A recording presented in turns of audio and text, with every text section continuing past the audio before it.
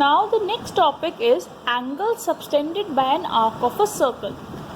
If two chords of a circle are equal, then their corresponding arcs are congruent, and conversely, if two arcs are congruent, then their corresponding chords are equal.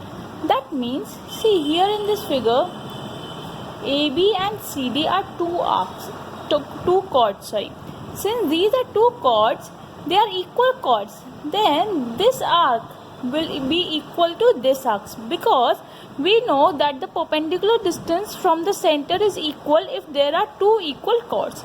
So if there are two equal chords, they will be equidistant from the center. Therefore, this arc will be equal to this arc.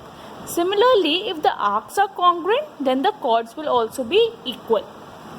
Congruent arcs of a circle subtend equal angles at the center. See here, if PQ is an arc, this is an arc, it will subtend angle POQ at the center. So O is the center. So angle POQ is the angle subtended by the arc PQ at the center. So if here in two circles AB, two arcs are congruent, they are equal, then the angle subtended at the center, that means this angle will also be equal to this angle. So theorem 10.8, the angle subtended by an arc at the center is double the angle subtended by it at any point on the remaining part of the circle. See, here three cases can arise.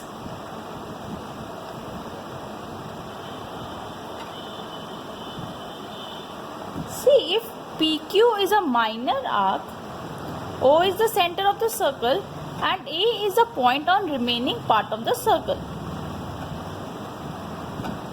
OA, this is join OP and OK. Here angle subtended by an arc at the center, that means POQ, we have to prove that it is double the angle subtended at A point A, that is PAQ. So similarly, here PQ was a minor arc. Now the case can arise that PQ is a semicircle, the arc is a semicircle, A is a point over here and a point B, O is the center of the circle. This is a case of semicircle. The third case arises when PQ is a major arc. Point O, this is PQ and A is the point on the remaining part of the circle. This is AB. This is major arc. So here, if I consider this angle BOQ, we know the exterior angle property. Exterior angle is equal to the sum of opposite interior angles. That means this is equals to angle OAQ plus angle OQA. This angle is equals to this plus this. Now we know OA is equals to OQ, radius of the circle. So angle OAQ will be equals to angle OQA. Why? Because angles opposite to equal sides are equal. Angles opposite to equal sides are equal. Since these two angles are equal, I can write this as twice of angle OAQ. So this becomes our first equation, that angle BOQ is equals to twice of angle OAQ.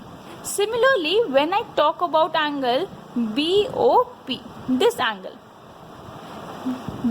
will be equals to this plus this, which will become twice of angle OAP. So if I add these two equations, my equation will become angle BOQ plus angle BOP is equals to twice of angle OAQ plus twice of angle OAP. Take 2 common, this will become OAQ plus OAP. And here BOQ plus BOP will become angle POQ. This is your figure A, P, Q and O. Since POQ is twice of angle OAP plus OAQ, the sum of these two angles become angle PAQ. So here we can observe angle POQ. The angle subtended at the center is twice the angle subtended at remaining part of the circle. Similarly is the case of a semicircle or a major arc. If we consider PQ, and this. Similarly, this angle is equal to this plus this, and this angle is equal to this plus this, which becomes angle POQ is twice of angle PAQ. Here you can observe angle POQ is 180 degree, because since it is a straight line, this becomes 180 is equal to twice of angle PAQ. So angle PAQ is a 90 degree. That means when we are talking about a semicircle, PQ is the diameter of the circle. That means it is a straight line. So the angle subtended at remaining part of the circle is 90 degree. So this angle will be equals to 90 degrees. The next theorem comes, angles in the same segment of a circle are equal. It is a circle. PQR is subtending two angles at remaining part of the circle. That means A and B. We talk about the center. O is center and A and B are the points on the circle. Here, if PQ arc is subtending angle POQ at the center and angle PAQ on the remaining part of the circle, we talked that POQ is twice of angle PAQ, above theorem. And similarly, if we talk about the same arc PQ, this is subtending angle B also. So angle POQ is twice the angle PBQ. If I equate these two equations, I can say angle POQ is twice of angle PAQ is equal to twice of angle PBQ. 2 gets cancelled. This implies PAQ is equals to PBQ. Here, angles in the same segment are equal. That means arc PQ is subtending the angle A and angle B at the remaining part of the circle. So those angles will be equal. Theorem 10. If a line segment joining two parts subtend equal angles at the two other points lying on the same side containing the line segment, the 4 points lie on a circle. So it is given AB is a line. It is subtending equal angles at the remaining part of the circle. That means it is given angle ACB is equals to angle ADB. We have to prove ABCD lie on a circle. The points lie on a circle. Proof. Let circle pass through A, B and C. Let circle pass through A, B and C. So if it is passing through A, B and C, it does not pass through. Let it does not pass through D. Let it pass through point E. Pass through E. So let us consider a point E through which circle is passing, or a point E dash through which circle is passing.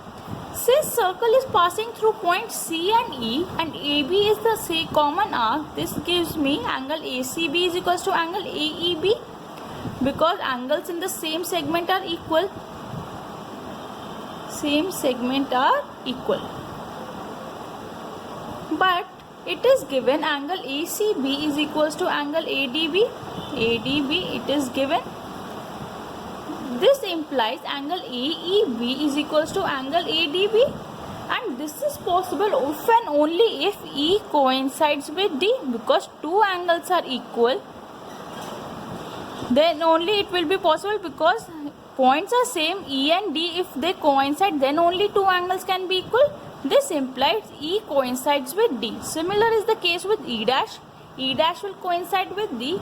Therefore, circle passes through 4 points A, B, C and D.